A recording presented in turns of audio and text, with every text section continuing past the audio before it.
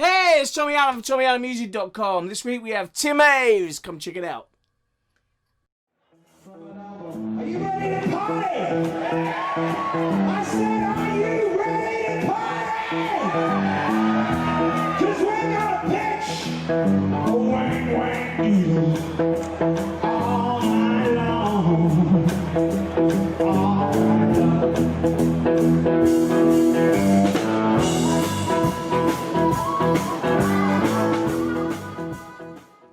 So thank you very much for being a part of this, Tim.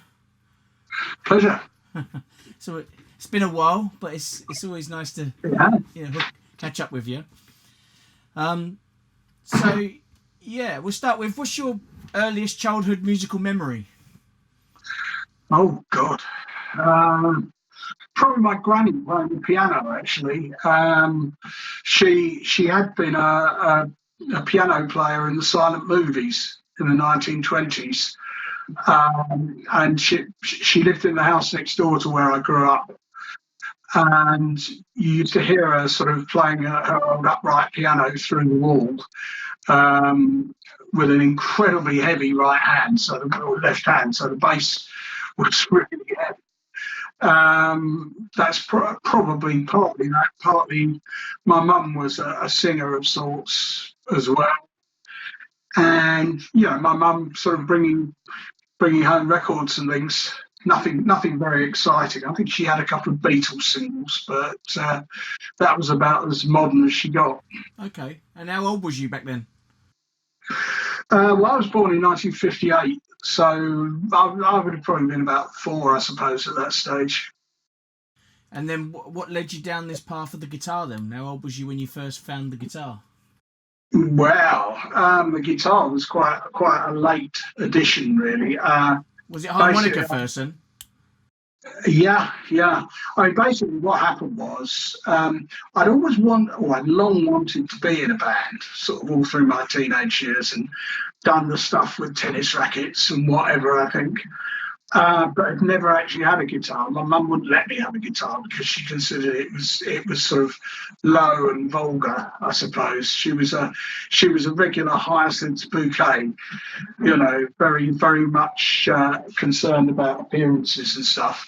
I think if I'd said I wanted a violin, she'd have probably been okay with that. But I didn't want a violin, so it took until I was 19 and actually earning before I was able to actually get the money together to buy myself a guitar.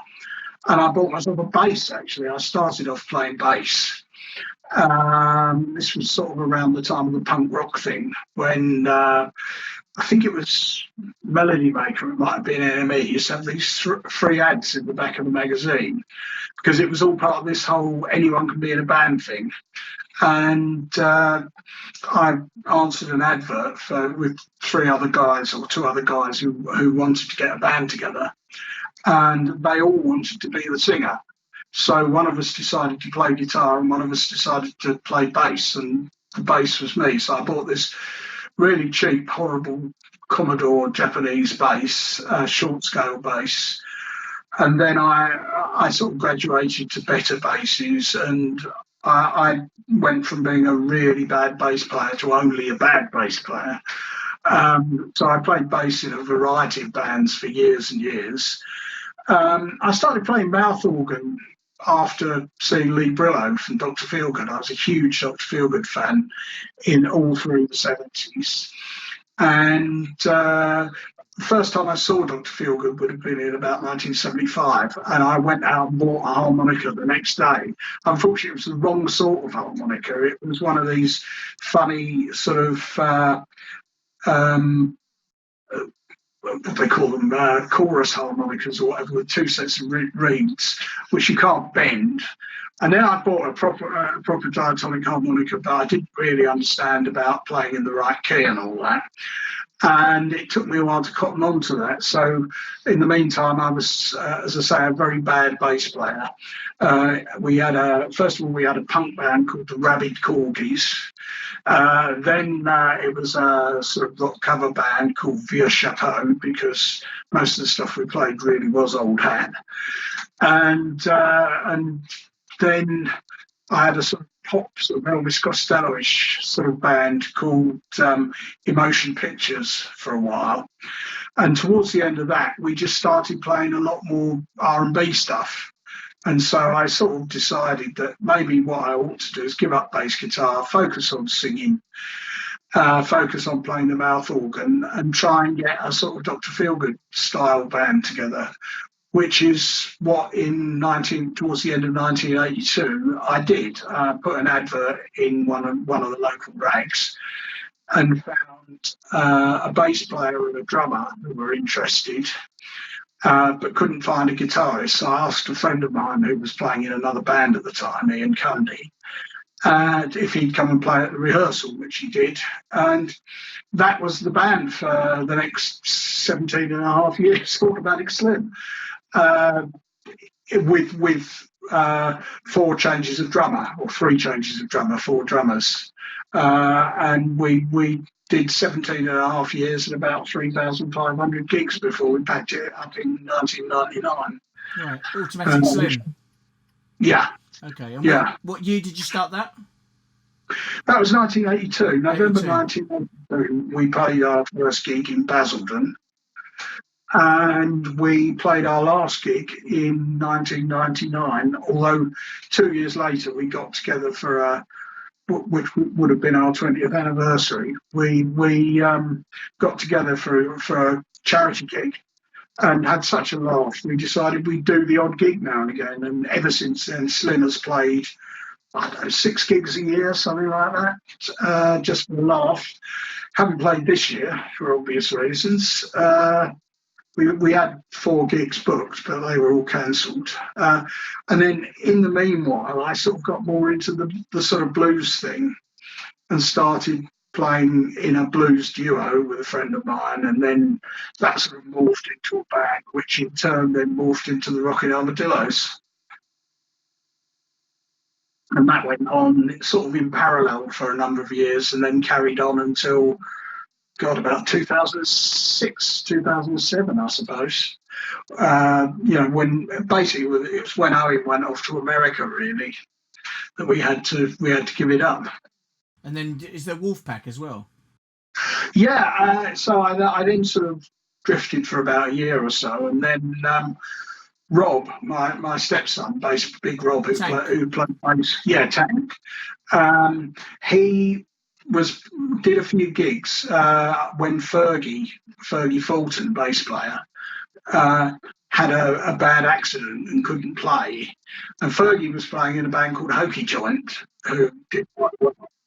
And so Rob stepped in to help them out. And then when Hokey Joint came off the road, or no, actually, while I was still doing it, I sort of got friendly with Joel Fisk, the guitarist with Hokey Joint, and we did a one-off gig in Southend supporting Matt Schofield, which was called Tim Aves and Friends, and it was just such a lot of fun. We decided to try and make a go of it, so we actually played our first gig as Wolfpack in 2009, I think it was, and did quite a few gigs after that, and it was the best band I've ever been in by a mile, I think. Really good band, did 2 albums and played all the festivals and did all that stuff before that sort of petered out about 2 years ago, really. And since then I've been a bit bandless, really. So let's jump back a bit. So when did you first find the blues? Well, it was sort of through, 2 things. Partly through Dr. Feelgood and Lee Brillo, and reading interviews with him where he talked in particular about Howlin' Wolf.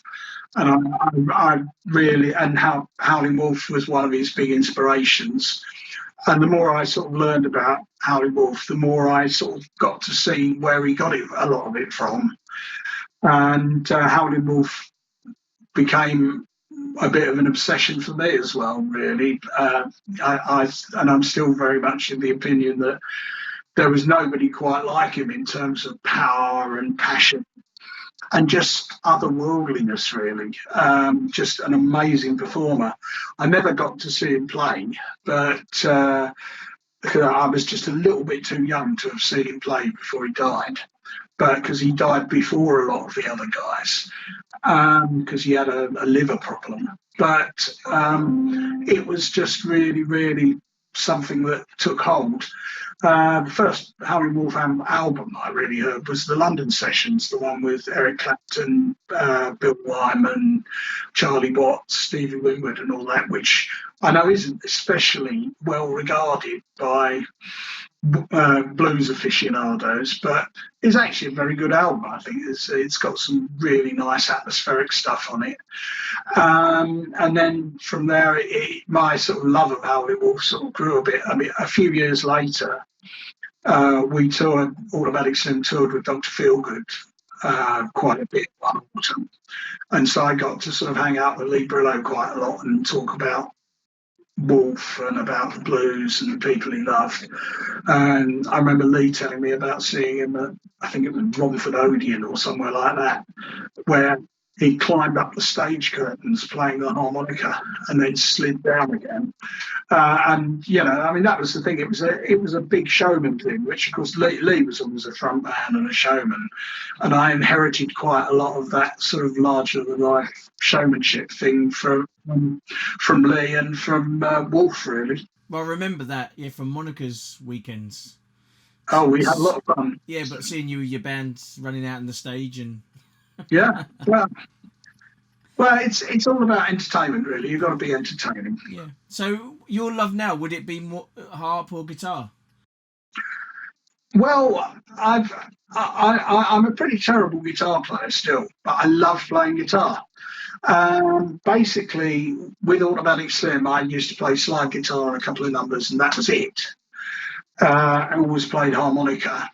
Then with the Armadillos, I played even less guitar.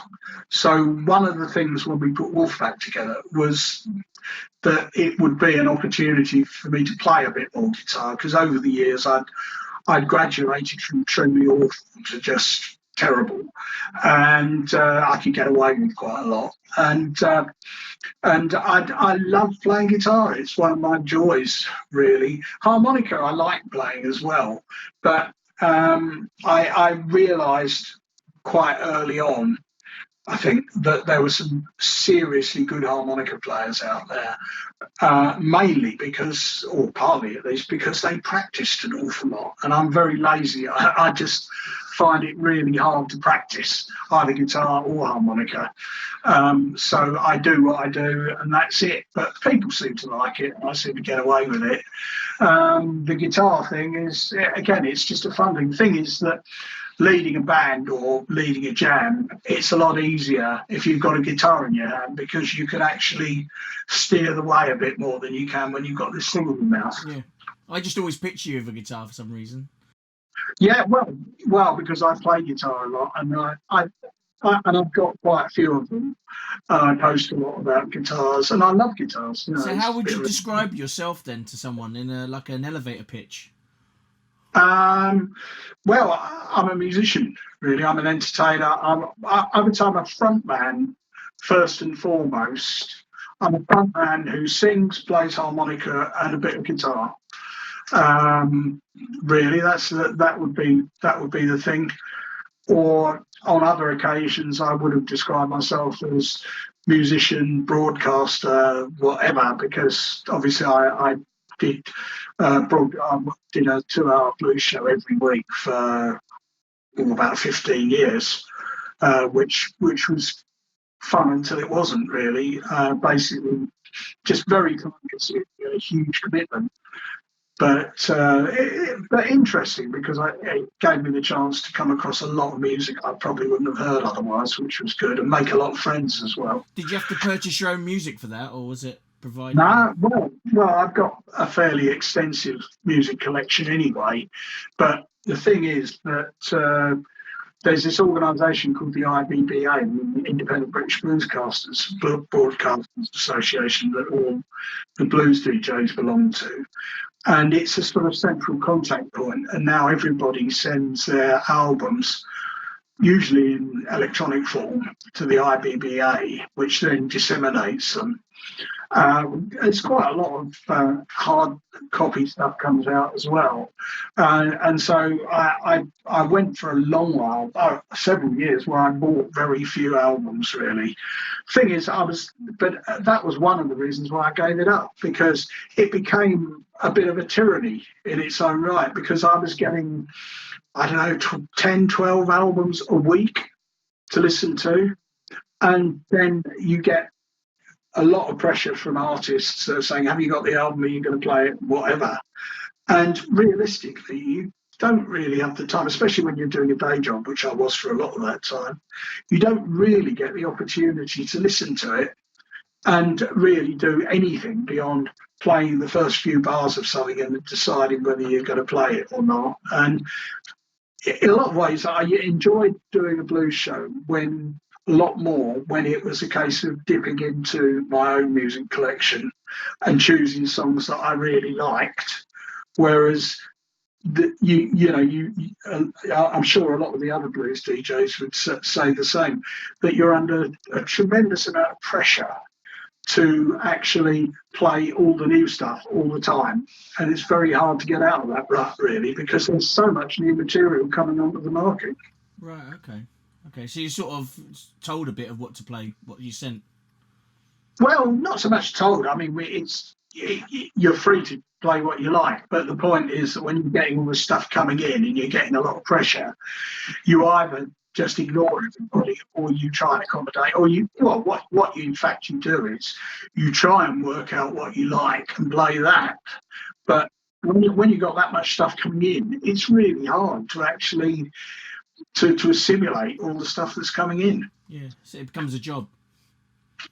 Well, it becomes a job for which you don't get paid, except you get paid in albums. But then, actually, a friend of mine who used to do something similar a long while ago, used to run a market stall on Basildon Market selling all the records he used to get sent. But again, how much of a market is there for albums by blues bands nobody's ever heard of, really? Well, this is true. I mean, we all know that because we've all got boxes of them in our attics, haven't we? Let's jump back quickly.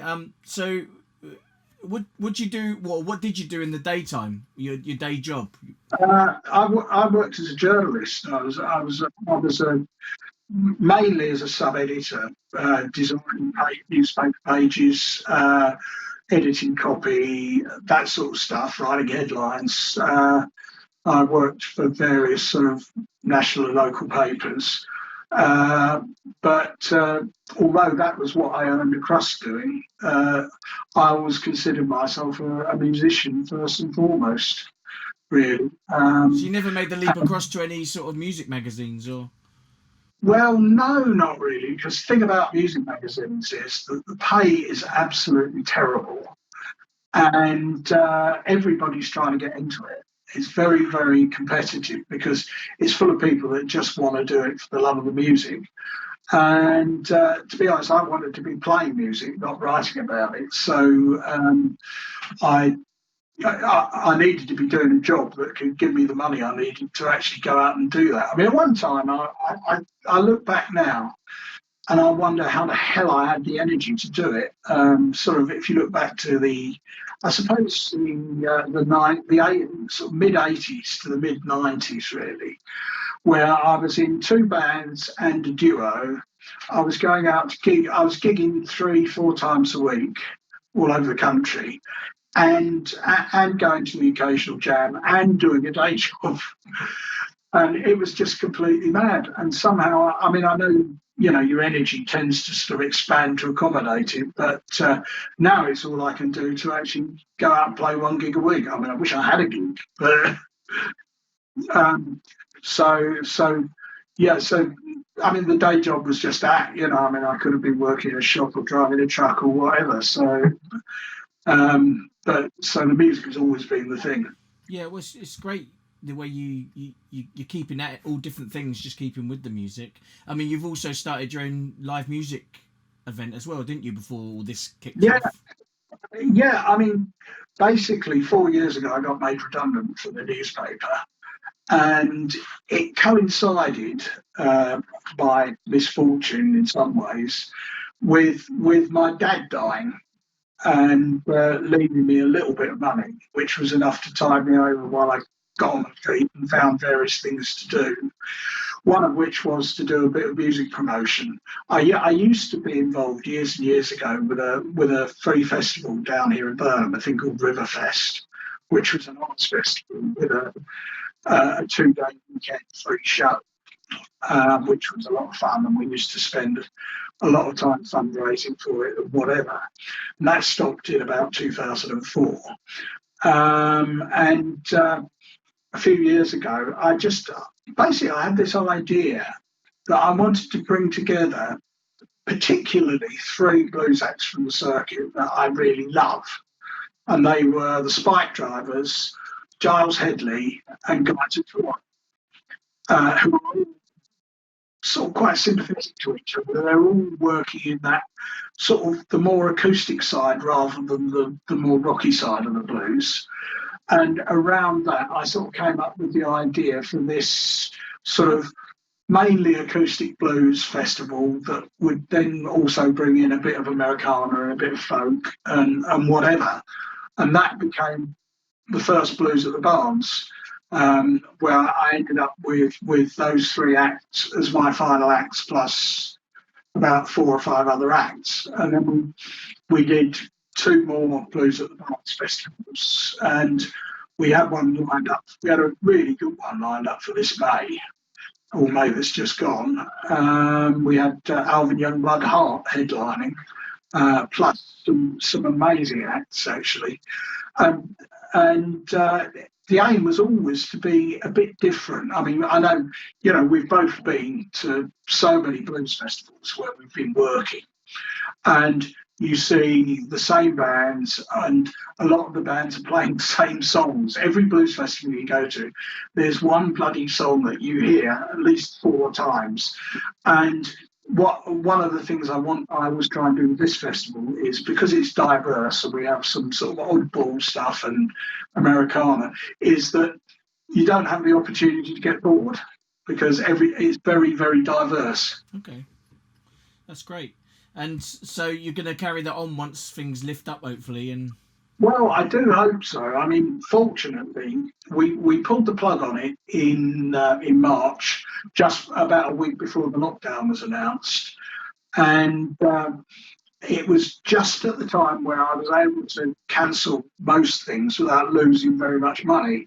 The only money I lost was really the price of some advertising that I'd paid for, and a load of roadside vinyl banners.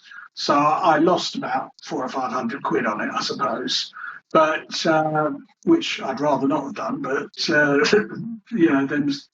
them's the breaks. A lot of people lost a lot more, I know.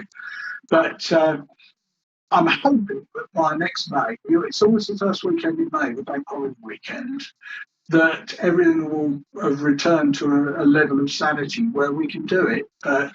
Normally, this is about the time when I'd be putting together the lineup and starting to plan things. But I spoke to the venue owner this week, actually, with a view to having a meeting.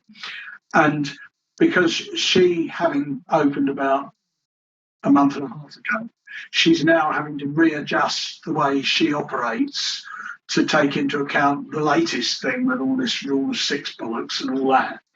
And so she can't even think about blues festivals next year at the moment. But I've got Alvin Youngblood Hart provisionally penciled in for the relevant Sunday, because he's planning to do the tour next year that he didn't do this year, which will be good.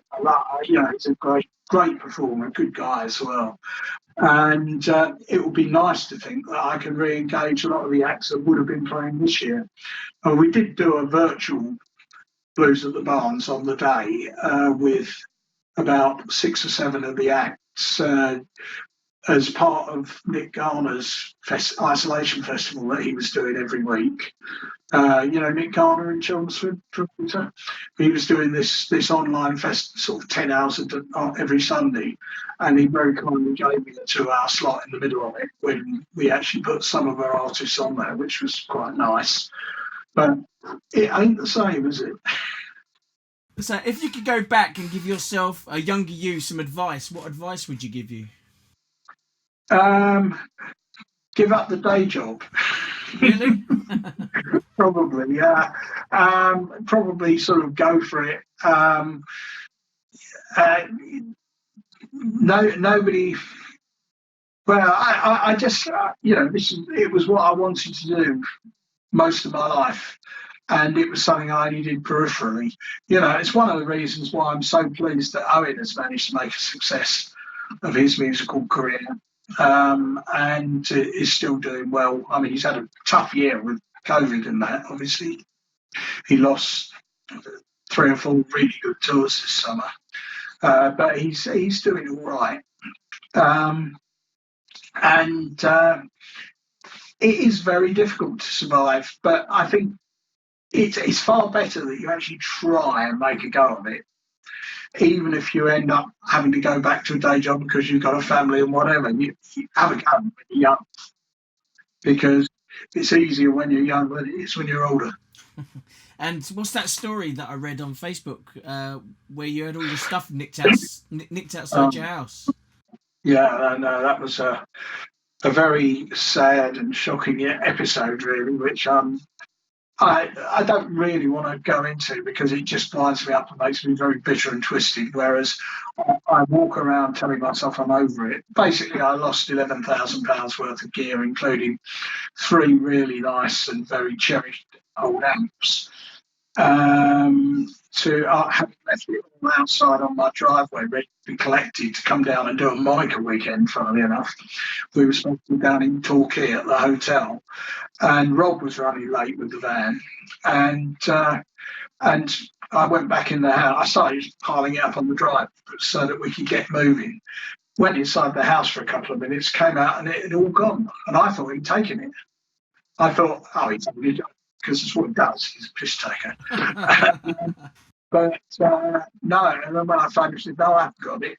And evidently, 3 gentlemen of the scrap metal fraternity, shall we say, with a pickup truck had come round, seen it, knocked on my neighbour's door and said, you don't want that stuff, do you, love? And she said, well, no, actually, it belongs to him next door.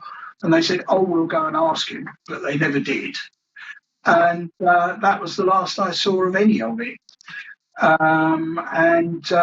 Unfortunately, we managed to get a registration number and CCTV footage of the truck about 10 minutes earlier on one of the industrial estates. We had that within an hour of it disappearing. But the police reckoned that they couldn't. Well, it took the police a week to go and see the guy, by which time it had all disappeared. And the only thing I've actually had show up, and I've been scanning eBay, Gumtree, all those others assiduously for ever since, which is what, 4 years ago.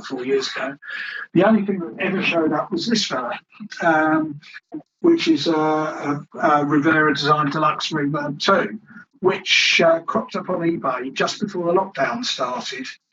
And I managed to get the police to actually contact the guy. And in the end, I mean, he bought it fair and square from a sort of cash converters type place where it included the fence. I mean, it's amazing the amount of gear that goes through those sort of places.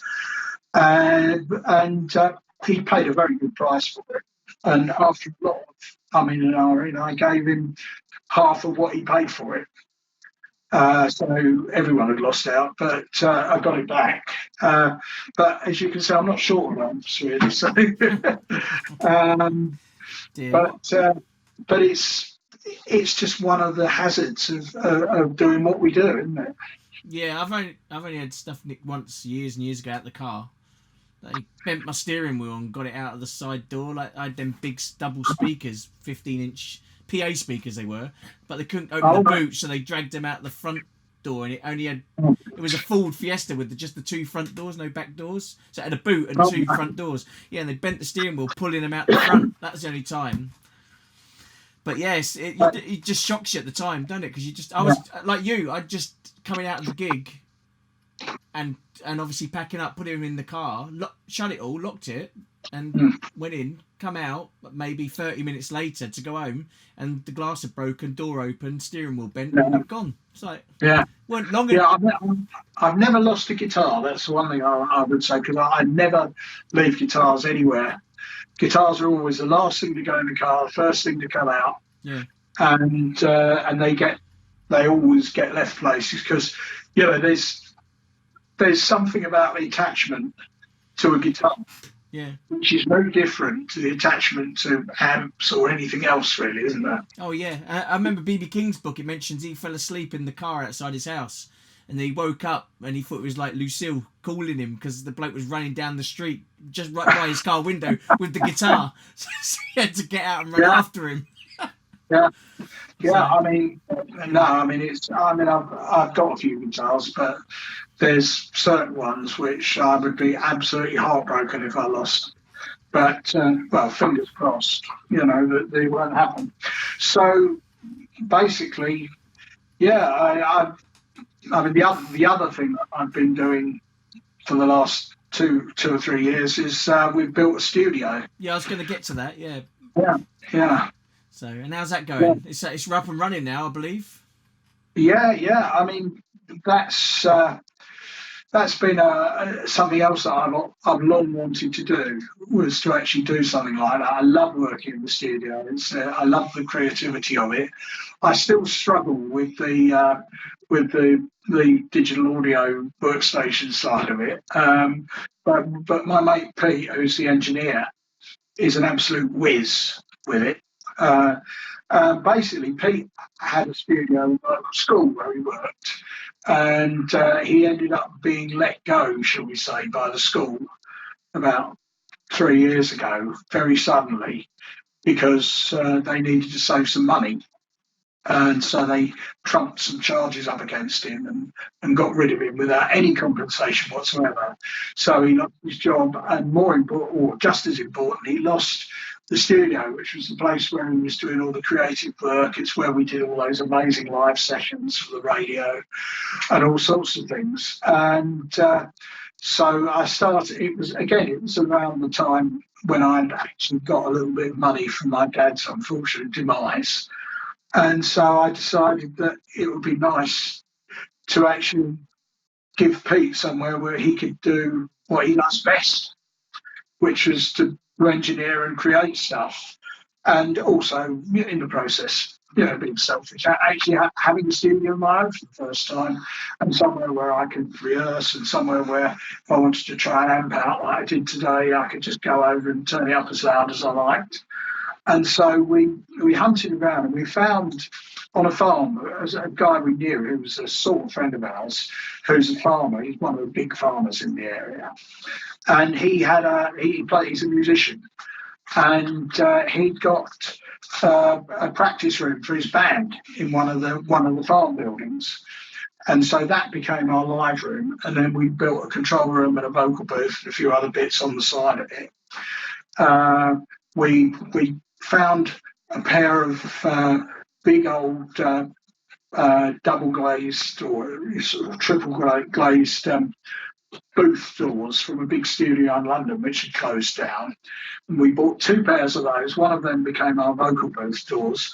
The other pair, the glass from them, became our control room window. So we had like 4 big, thick sheets of glass between us and the live room. All Pete's gear went in there, and Ben, the farmer's band, is called the Rooks, because there's a lot of rooks that sit in the trees near the farm, and it became Rooksyard because it's in the farmyard, and it's turned out way better than we could have even hoped. We've got a nice sounding live room where we can get good drum sounds and things. We've got quite a nice big control room, so it's comfortable to sit in and work. And we've produced some good albums, a lot of blues actually. We've had quite a few IBBA airplay chart things. We had one of last year's British Blues Award nominee album of the year nominations. That was Martin McNeil's solo album. came through there, and we've produced some good blues, and we're doing other stuff. I mean, we've had Susie Quattro, of all people, in the last couple of weeks doing vocals for her new album, which incidentally is sounding terrific. And I'm So how can people get hold of you regarding the studio for bookings? for the studio, it's called Rooksyard. If you Google it, I think Rooksyard Studio, you'll find it. Or it's rooksyard.co.uk is the website. And we're on Facebook, or you know, one of my many friends can find me on Facebook. I'm always on Facebook. So it's based in Essex way, is it? Yeah, it's on a farm just outside Southminster, which is the next village over from where I live. It's quite remote, and we keep the location a little bit sort of discreet for various reasons, not least because we don't want to get ram raided. It's great. I mean, it's about 10 minutes drive from where I live. Does it have accommodation there at all? Or?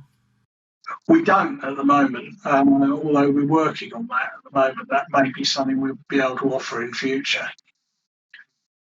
Yeah, but what we have got is we've got a real ale microbrewery with a tap room and restaurant next door on the farm site. So people can get a drink and get food and whatever. So that's quite nice. It's 10 minutes walk from the railway station, and although it's in the wilds, it's actually reasonably well connected. Oh, that's really cool. If you could go back in time and experience something again, what would it be? Experience something again. Gosh, that's a difficult one.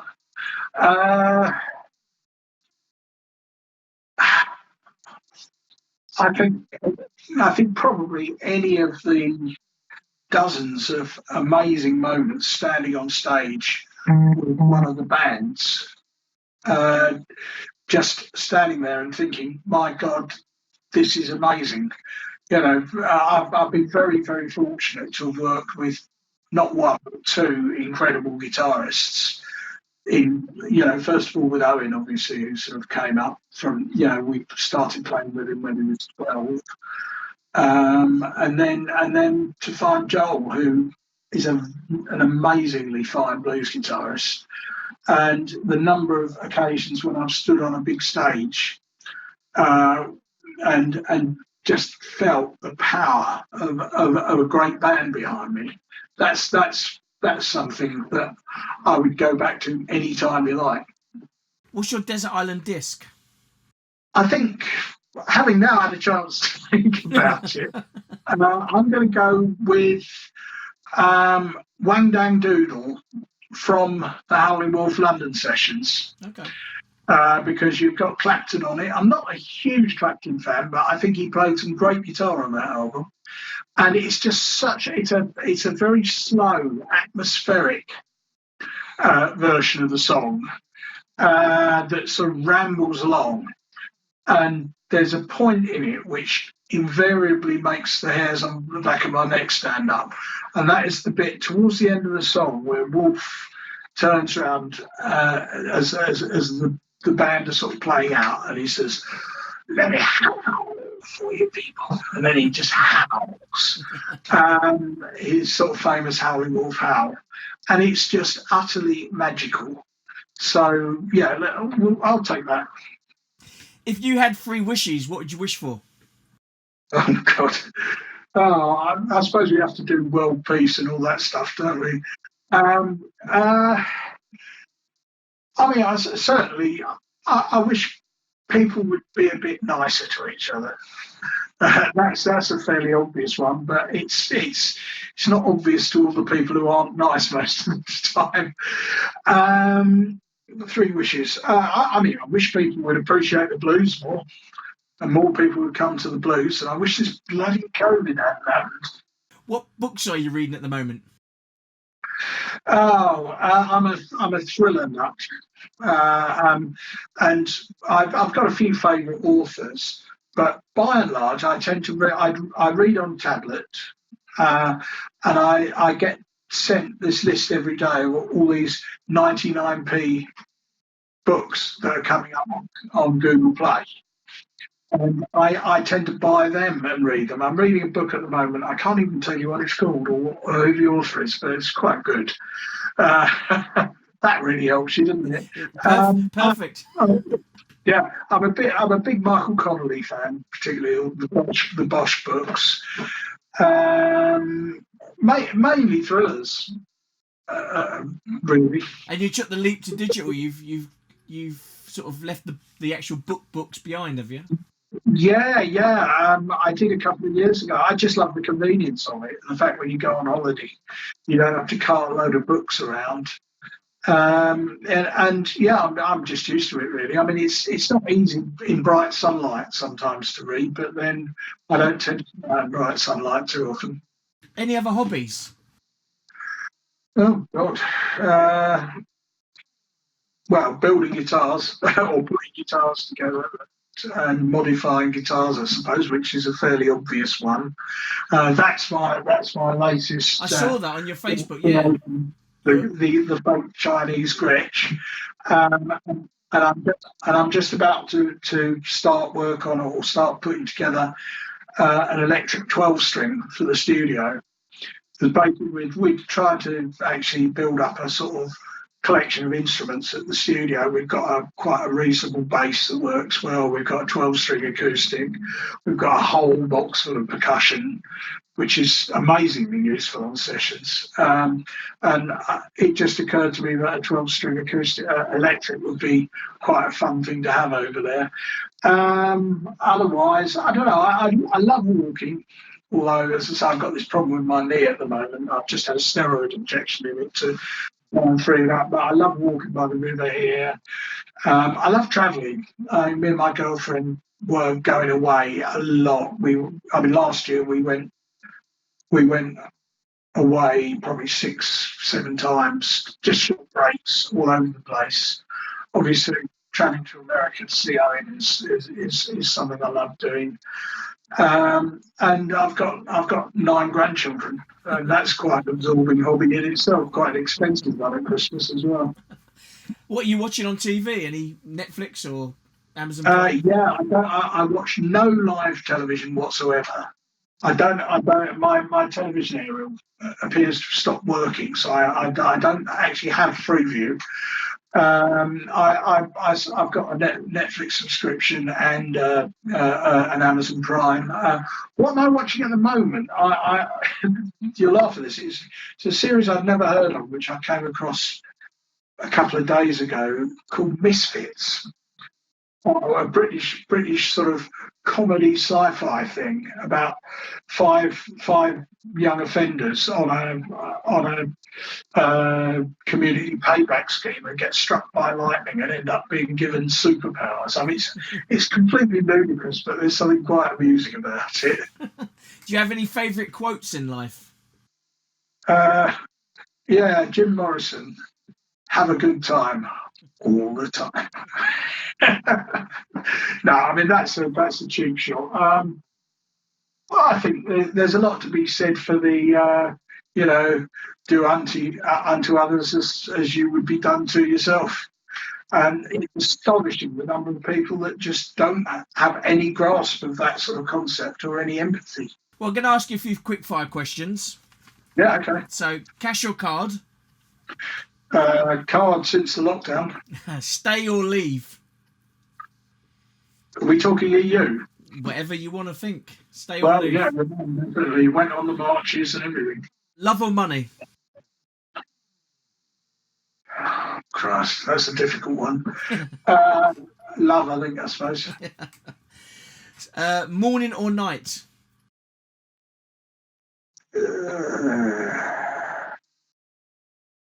I think morning. Howling Wolf or Muddy Waters? Oh, Wolf every time. Marmite, yes or no? Absolutely. Absolutely bloody. Thank you very much, Tim. Well, nice to talk to you. Yeah, likewise, man. Okay. Thumbs up. See you then, mate. Bye. Hey. Hey, it's Tommy Allen from TommyAllenMusic.com, and that was Tim Aves. You can find out more about him and his studio at www.rooksyard.co.uk. Next week we have Sam Whiting, amazing guitar player, right here on Tommy Allen Music, 7 p.m. every Wednesday. Please give us a like, hit that subscribe button. Until next week, a word from our director.